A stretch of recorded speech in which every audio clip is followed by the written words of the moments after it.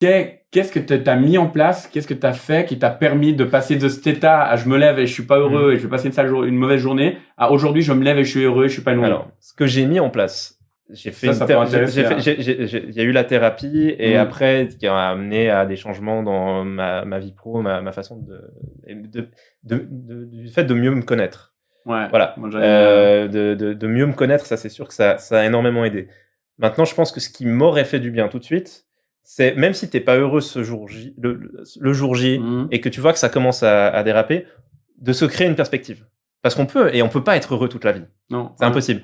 Mais si je m'étais mis une perspective en me disant, mais en fait, je sais pas, que ce soit suivre une formation pour changer peut-être un peu d'horizon professionnel, si je voulais rester quand même dans un truc plus safe en termes de salaire et en termes de vie pro, ça aurait été juste de dire, ok, je me reforme sur autre chose et je sais que pendant 6 mois, je vais bosser tous les soirs après le boulot pour des cours, des trucs, ou 6 mois, 2 ans, j'en sais rien, mais qu'après, je vais apprendre un nouveau métier et faire autre chose.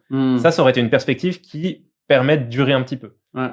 Je m'en suis pas mis parce que je ne savais même pas quelle était ma perspective à ce moment-là. Donc, à ce moment-là, c'était la thérapie pour apprendre à me connaître et trouver la perspective. Mais voilà, je pense que si quelqu'un se lève le matin et qu'il n'est pas 100% satisfait depuis un certain temps, de se dire, mais ok, c'est quoi la perspective qui me rendrait heureux et de pas vouloir y arriver demain.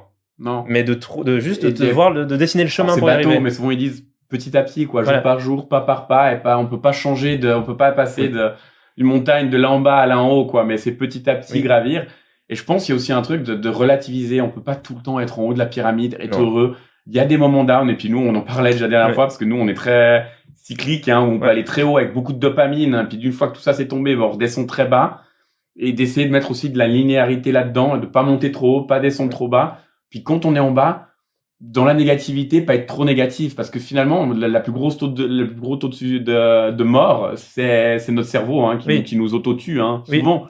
Mais parce que dans la négativité, on pense plus négatif, on dit mais j'ai vraiment une vie de merde, je suis pas heureux, je suis machin, tout ça.